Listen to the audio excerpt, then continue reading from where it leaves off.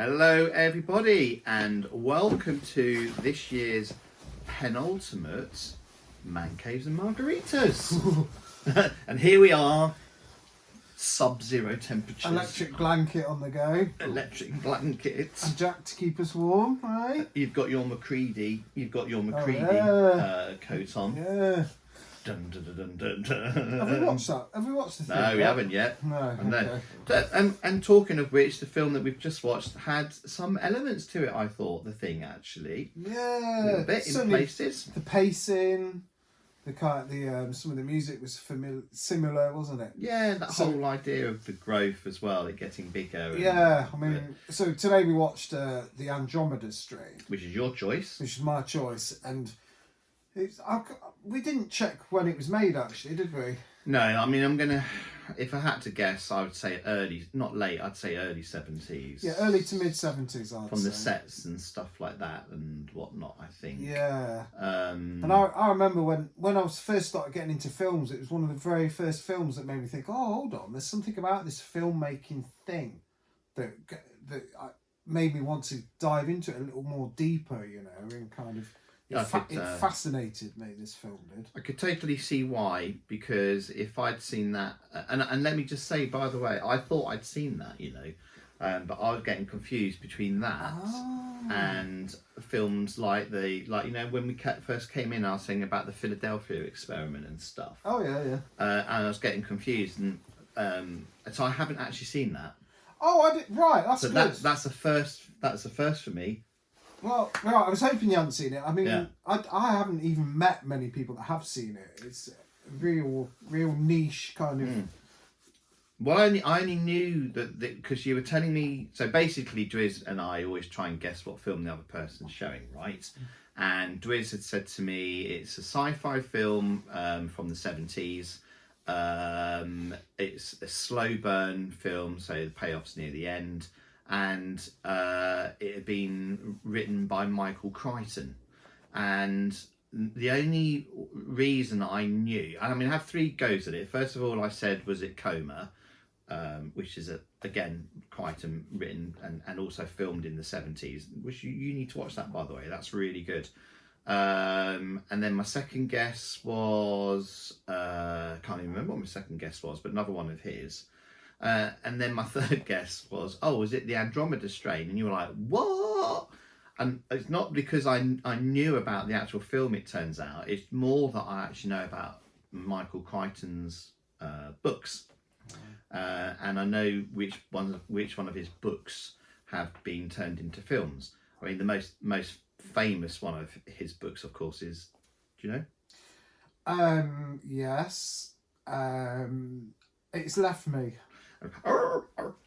Jurassic Park. There you go, brilliant. Yeah. Yeah, so that's probably his most famous book. That was good, that wasn't it? He did Eaters of the Dead, which was turned into the 13th Warrior. He did Time, I think it's called Timeline or something, where kids go back in time. But anyway, needless to say, once I started watching it, I was like, oh no, I haven't seen this. And I'm really bloody glad I haven't, because that was really refreshing to see. I love an old film like that. Right, now I know you haven't seen it then. Yeah, I'll get straight to it. What did you think? Yeah, well, as you probably might have guessed from some of the films we've seen already, I'm not impartial, A, to a bit of sci-fi. I love the sci-fi genre. And B, I do quite like the old school sci-fi films. Not maybe films going back to films like Them with the giant ants and stuff like that, but certainly 70s sci-fi onwards for me is what that's what I grew up on as a kid, and watching that reminded me a lot of the first time I watched films like Invasion of the Body Snatchers. Oh yeah. Things like that. And when you think it's from the same decade, at least anyway, as films like Alien and The Thing, and or not quite, but that's what I was going to say about stuff like that. It was made so Star Wars was 1977. Indeed. And when that was made, it changed science fiction forever. It did. Pre Star Wars, I think you're seeing a very mature version of sci-fi.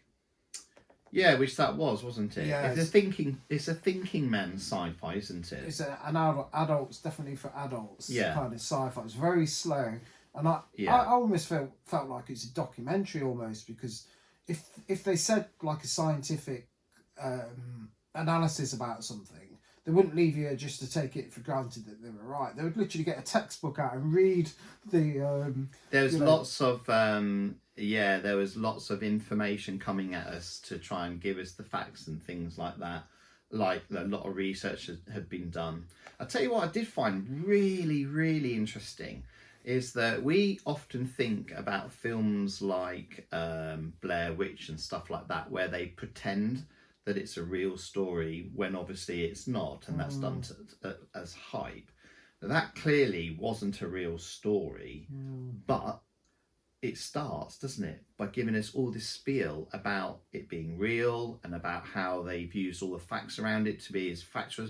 So as a scare tactic for people going to see that, back then as well, you'd be like, what? I wonder if it was obviously not based on a real story, but I wonder if Crichton heard about there was a scare or something, or someone found like a meteorite and thought oh, this is a bit weird. Obviously nothing happened, but he just expanded on that. Because I remember Fargo did that. It said it was based on a true story, wasn't it? And there was a bit of outrage when it wasn't. But if you there's a film that is making out that it was a real story, and you're going all the way back to the early 70s. And I found that fascinating, actually, because you think, oh, well, it's only something that they started doing sort of later, much later than that, but clearly not. And we picked up on another thing that it might have got ahead of the craze, which is putting different boxes of video on the screen at once. Oh, yeah, that was really clever, that, actually. Yeah, and I remember 24. Do you remember 24, the TV series? They were famous for doing that. But that was when was that? Late 80s? So that's 20 years 90s, later. Yeah, no, well later than that, and this film did it in about 2 or 3 different sections. No, it was really cool, actually, because the very first time they did it was when the guys are in their their suits, so that they cut their contamination suits, and they're looking through windows of the buildings in the town, aren't they? And as they're looking through the window, we then get to see the other box, and we just see what they're looking at through the window. So you see them looking through the window, and then through the window. So the camera never leaves their journey about going from window to window. Yeah. So there's always a camera on them, and then the result in another box of what they're seeing. Yeah, I like that. Yeah, really clever. I like that, because you kind of forget, don't you, that back in the day, there was no technology to do things that were computerized or generated in that way. So often you would have to really think about, if you wanted something to be different, how could it be different, but we still have to do it in a physical way. It's because I felt like the filmmaking, they were trying to be scientific with the filmmaking to reflect the subject matter. So there was a bit where they showed like a computer screen that could track where the people were within the complex. And it had their 2 initials in the actual room that they were talking in at that time. Then it went full screen, and one of them walked out the room, but you didn't see them walk out the room. You just saw the computer initial, and then he was like, "Hold on," and then ran after him. And it was like a little video game. I loved it. I loved it, actually. And the bit that I think we both found the most enjoyable to watch, as far as how did they really do that? It must have taken loads of takes for it to look as smooth as it did. But they had this one bit where you're in the lab and you're in the hands, and what that means is you've got your hands are controlling these artificial arms and claws in a sealed off room, and these things like but they were getting them to open things, pick up things, and it was really quick and smooth, wasn't it? And it was like, how did they? That's obviously mechanical. What they're doing was mechanical, but how are they doing that quick and smooth? And that was really cool, wasn't it? Imagine the end of the claws on the power loader from Aliens. Sure, it was like that, wasn't it? Surely they're real. Surely that technology, it must have existed. It had to. Because there's no way. Yeah, there's no way you can make that up. It wasn't stop motion. It wasn't animated. It was actual real, with proper pistons and moving like robot arms and claws and stuff. It looked great, didn't it? It looked fantastic, and that's one of the things I definitely picked up from this film is the work they've done on the sets is exquisite. Yeah, because like the sets in a way were kind of like pieces of art, weren't they? Because they're supposed to be in this area. So basically, they've got this cavern where like a safe space where this lab is, but the lab's set on levels. And if you go from level 1 to level 5, the further down you go, the more decontamination has to take place, which in itself is a really cool concept, wasn't it? So every time they have to go down to another level, they have to have even more work done on them to make sure that they're not carrying any bugs or anything, to the point where, like, on the penultimate level, they have the top layer of their skin, the finest top layer of their skins, burn off to get rid of any bites or mites and things like that and whatever. And then they get to the final level where you've got the actual creature. But the cool thing about it is, in case you forget what level you're on, I suppose, each level is a different colour, isn't it? So you've got all these really cool sets, and they're done in such a way to make the actual sets are done in such a way to make you think that this is a completely clean area. No, you know, just bare walls, but curved. Lovely little curved corridors, pristine, completely pristine, clean. No, nothing, you know, and you know everything's minimalist, and it's really cool. Well, they were so dedicated as filmmakers to make this space seem realistic that they spent literally 10 minutes just showing the decontamination. Yeah. Like, normally, you know, you just go in and you get washed down or whatever. They literally spent 10 minutes going through different levels. How they did it. Yeah, and explained how they were doing it. And they were really dedicated to like showing off like the highest level of technology that existed in the 70s. And you think about something else in the late 70s, Alien, right? 1979, wasn't it? And their sci-fi was like lived in, dirty, industrial, dirty. Yeah. Whereas this was the polar opposite, like completely clean and pristine. Pristine, clean, contamination free. Just only have the only stuff that's in a room is just exactly what you need, and literally nothing else. Yeah, and each kind of experiment you needed to do, it wasn't like just a case of like pull that table over here. It was a completely different room dedicated just to that one process, wasn't it? Yeah, it was really cool. And so talking about the story then, seeing as I didn't know anything about it, and I love that, by the way. It's one of the first times you've got me on that. Yes. I can't believe I've not seen it. Nobody I love has. sci-fi. I it's can't believe so I've not seen niche. it. But the whole idea of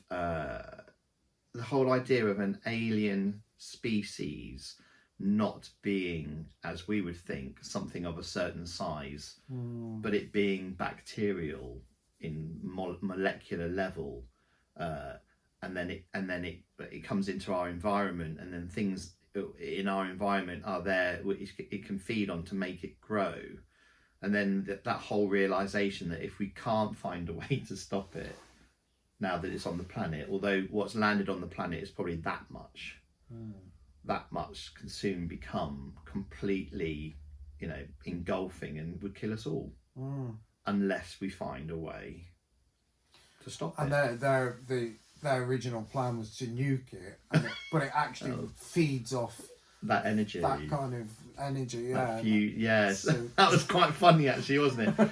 Wait, get the president now. Why haven't you dropped the nuclear bomb that go through the whole process? And then literally they come away from it and they're like, oh, well, hang on, and they get the guys back. So the president's ready to tell him not to drop the bomb. Not to drop the bomb. So we watched a film. I can't remember what film it was, where we were talking about how the women were treated in that film. Was it Dead Calm from the 80s, where he was? Yeah, it was, wasn't it? Where he was a bit dismissive of. It was. Yeah, and going back even further, I have to say, we've come a long way with women in film since the 70s. Yeah, it was quite embarrassing the way the women kept getting shut down, and the way they were. And really, it was the woman's fault that some key bit of information got missed, and she was not portrayed in a great light. And you're right, every time she came up with something, she was just shut up. Literally, just shut up with well, excuse me, we're doing something here. There was one bit where there was like 3 main scientific guys in one room, and she was in another room. She discovered something, needed to tell them, but because they were about to start their own experiment, they were like, "Oh, it's not important. Can you wait until we're finished?" Wait, it was like, we're here doing this. Excuse me, female. Know your place. Just wait for us to finish the uber important thing we're about to do. Yeah, I know. In fact, in the entire film, there was one key woman with the scientists. All the other, any other woman, and there was only probably about 2 or 3 others that were really on screen, right? Yeah. Were just by players that were there just to serve the men, wasn't it? Yeah, yeah. You know, the one woman that opens the door to the soldiers because they're there to get the professor and the scientist and blah blah. And then there was the other woman who the nurse, yeah, who weirdly was very attractive, and this was good though, wasn't it? She was black. And that was pretty cool actually, because you said, and you were probably right actually, you have to thank Star Trek for that, because that would have been, when was Star Trek? Late 60s. Yeah, I assume so. I bet that was only a few years after that. Yeah, Lieutenant Uhura, and she actually had quite a high role. But then when you think about what did they get her to do with that role? They just feed the baby. Yeah, exactly that. She was quite a good actress. Actually. She was good. She was pretty. She's really pretty, she's supposed to be this really knowledgeable scientist working in this underground, and all they got to do is feed this screaming baby, while the other guy saves the day. Yeah, well, it is unfortunate that, but I guess. Times have changed. Yeah, it's just interesting to see it, though, isn't it? Yeah, times have changed. I mean, one thing I did like about it is that they didn't try and create any kind of love interest or romantic thing going on. No, you know what I mean? Which is what you usually get. Too much world saving to be done, I think. Yeah. It's very stoic film in that it was completely concentrating on just the one.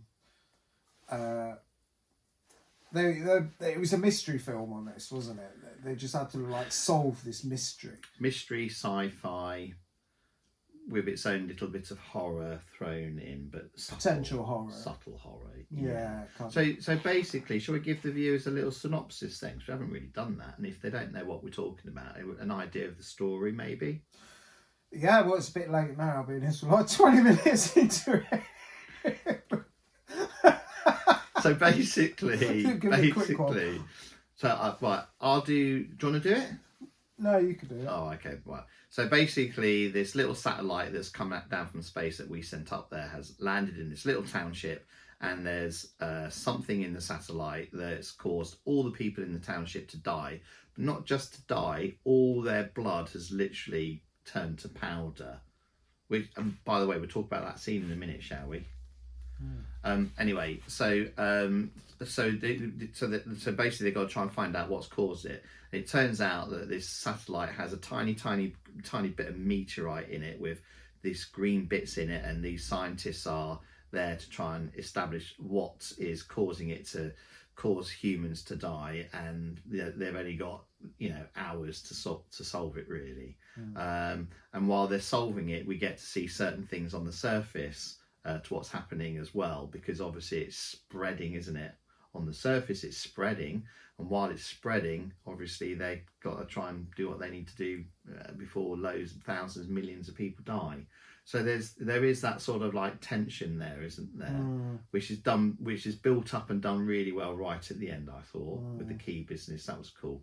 So that's kind of like the synopsis of the whole thing, and you can see where the sci-fi element comes in. The horror elements came into play really when you get to see what this Andromeda strain actually can do to you. It melts plastic, but it also melts skin. So there's a pilot, isn't there, who's affected by it. His plane crashes, and when they get to the plane, it's just his bones that are left in the plane because everything else has just been dissolved away, which is all really kind of horror and cool and stuff. But they didn't play on horror, did they? Like I said, it's more. Once thriller. the setup was done, and they all ended up in the lab. By the way, the start of the film is basically they know something's happening. They have to like get all these experts together to send them to this lab, and so you go like the army or whatever are turning up at the individual person's patronage. And I really like that kind of setup, you know, so you can see who they are in real life. Yeah. Whereas sometimes in these type of films, these people are just there, and they just start working on the problem, and you don't know who they are, where they've come from, what their background is. No, it's something that we've said before in these older films is you get more time spent on characterization. You do. Whereas modern films, not quite so much now. They might do a little bit, but not an awful lot. And I guess that's because they think of attention levels of people these days. Maybe they think it's not as good as it used to be. But that little slow burn at the start is good. I mean, 2 hours 10, which is a long film for that. Was it 2 hours 10 minutes? It was 2 hours 10. I thought it felt quite long. And that's long for a film of that age. Yeah. And it would never have been. It would only been an hour and a half if they hadn't have spent that time in the beginning getting into all the characters and stuff. But it's really good though. I mean, there's one really cool bit which comes back into the film later where they're in the helicopter, the two guys, and the chief scientist turns around to one guy and he's asking him questions like, what sort of like experience have you got with this science and this science and this, and then right at the end he goes, "Are you single?" And the guy goes, "Yes." And I laughed because I thought, well, what relevance has that got to do with anything? Apart from the fact that, well, if he's single and he dies, I suppose he's expendable. But then later in the film, they're talking about the fact that this whole complex has like a self-destruct mechanism built into it. And if it feels as though the area is contaminated, it will go into an automatic self-destruct. And they have to give just one person is allowed a key, which can be used to switch that self-destruct off. But obviously that one person has to be able to make a decision. Do I switch it off and everything's going to be okay? Or do I switch it off, we might survive, but only for a small time, and then we then end up contaminating the whole of the world? And they said that science has proven that single people can actually make a much better decision in those circumstances than somebody that's married. And they even showed us, didn't they, a piece of a graph that actually sort of like showed it. And you think, oh yeah, well that goes back to that one question he asked in the helicopter. So there you go, Twiz. That's what I mean about it being like a documentary. So when they said that, he held up he was looking at a piece of paper that was like an official report on the statistics about like decision making.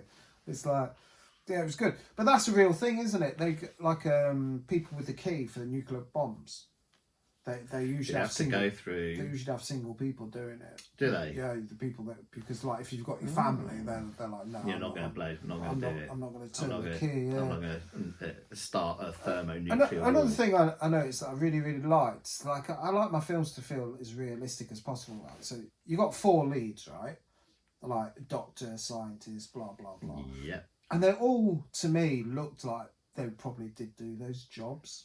Oh, the casting, yeah, that's right. It wasn't like, okay, yes, all right. So it wasn't like, there's a film that I really like, again, from, I think actually the one I like is from the late 60s.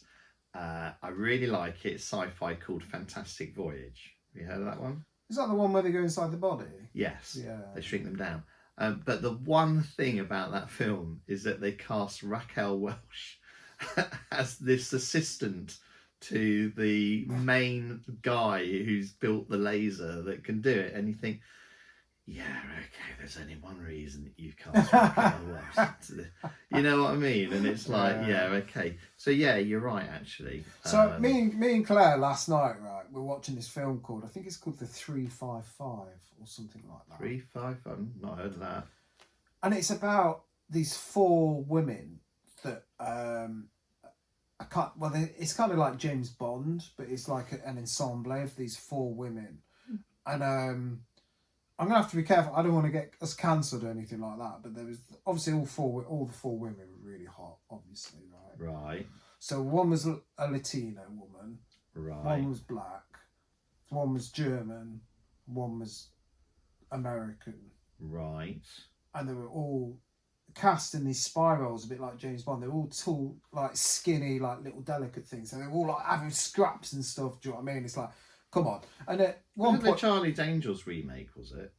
no. It wasn't. I think is it just I think it's just called 5, 4, 3, 2, 1.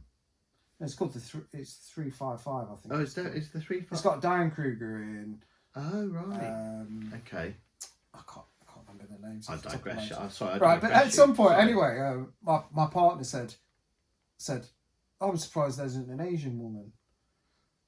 Half an hour later, Asian woman. an Asian woman turns up, and you're like, ticking boxes. yeah, it's like that. Yeah, Ticking boxes. It's like, right, get all these attractive women in that blatantly can't actually do that role in real life. Of these backgrounds to appeal to like these people, and it was just so unbelievable. We really wanted to like it, but it's just like the marketing aspects of like filmmaking now had almost taken over the film, you know. Yeah. Whereas that's what I liked about the Andromeda strain is the four leads looked like and sounded like That's what they did. they were scientists, Yeah, or yeah. biologists, or Cast appropriately based on looks, yeah, stature, things like that. and it didn't matter if they were white, black, whatever. No, just based on apart from the fact that they got the black woman to feed the baby. Yeah.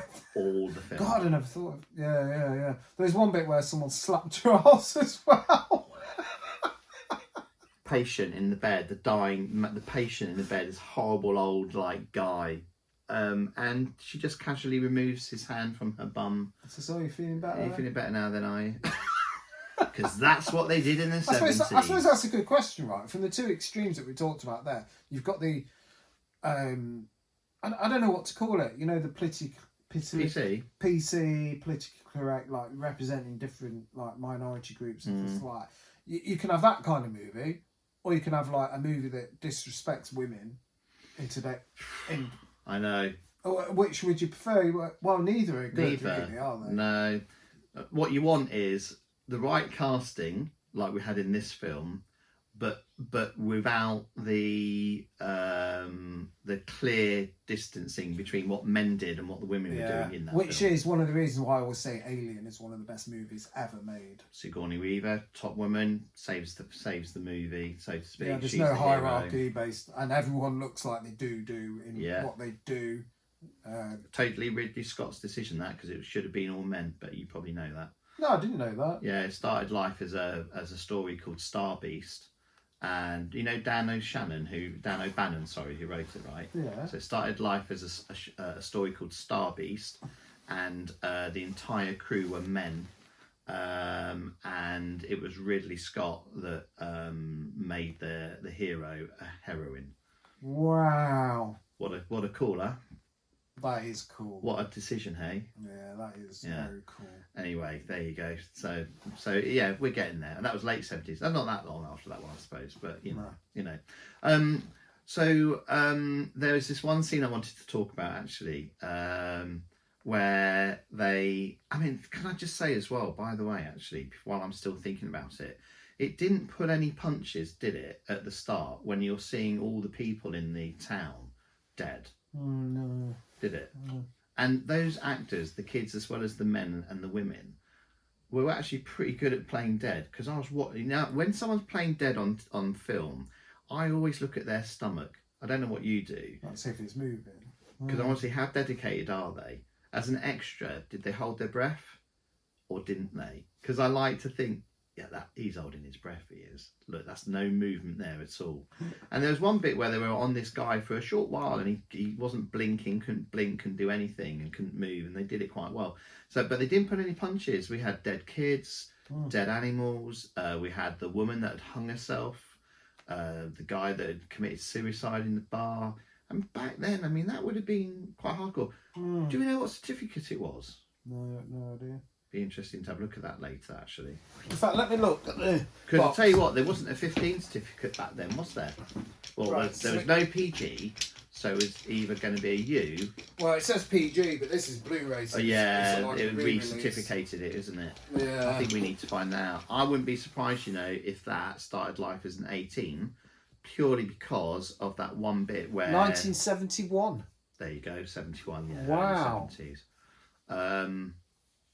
This one scene, isn't it, where the guy they're trying to find out what's happened to the people's blood, so they get a scalpel and they cut into this guy's wrist, and instead of blood coming out, it's all just red powder. Yeah. Mm. I've lost him. Look, he's gone. He's gone. I'm listening. He's gone. I'm listening. But that was done really, really well, wasn't it? Yeah, really well. I thought you couldn't really tell it wasn't. Oh, I didn't like it. It was that good. Yeah. So there was nothing about the film where you thought, "Oh, that looks cheap," or "That looks like a plastic set," or "That." No, it's just like... all really cool, wasn't it? Yeah. All the machinery seemed to be working really well, and it's just the craftsmanship. It was like great. And you had like. It is a bit of a forerunner, really. So like the technological things like computers, where they have big like square plastic coloured buttons and stuff. That's exactly what you get in Star Wars on the Imperial ships and stuff, isn't it? Just those big panels of loads of like big switches and stuff. Yeah. It's like you can see there's definitely a lot of influence taken from that film. Yeah, loved it, mate. Really good. I love seeing all the old vintage American cars as well, actually. The old Chryslers and stuff like that they had. We were saying when we was watching it, it made us want to watch Christine. Yeah. I want to watch Christine now because of that car. But yeah, that was really cool too. No, great choice, Dwiz. I have to say, thank you very much. Oh, my pleasure. Our next film's going to have to be a bit Christmassy. Yeah. Okay, so I'll have to have a think about what we're going to do. I don't know what yet. But as far as today goes, I've seen a film that I've never seen before and thoroughly enjoyed it. Thank you. Good. Would you recommend, are we going to do scores or anything like that? I would say I'd give that for a film of that era. I'm going to give that, and it's a solid one. This it's not a cheap one. It's a solid 7 out of 10. That nice. Really enjoyed it, and I want to possibly read the book actually. Ooh. So I might hunt the book down. Actually, I'd love to see it remade. That film, if it was remade, properly. Yeah. I don't know if I'd recommend it to most people because of how slow it is. It's like I'd ask people if you're into this kind of film with a sci-fi with a long setup, really meticulous thinking men, like Arrival kind of thing. Just thinking that actually, if you like Arrival and you haven't seen an awful lot of films pre-1980, I would definitely say give it a watch then. Oh, what's that film with Natalie Portman in, that Netflix film?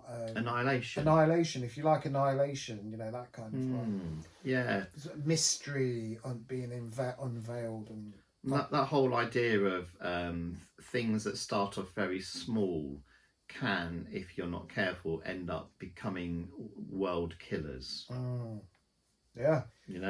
So 7 out of 10 for me, mate. Yep, let us know if you watch it or have seen it and what you thought. We've asked Jack, haven't we?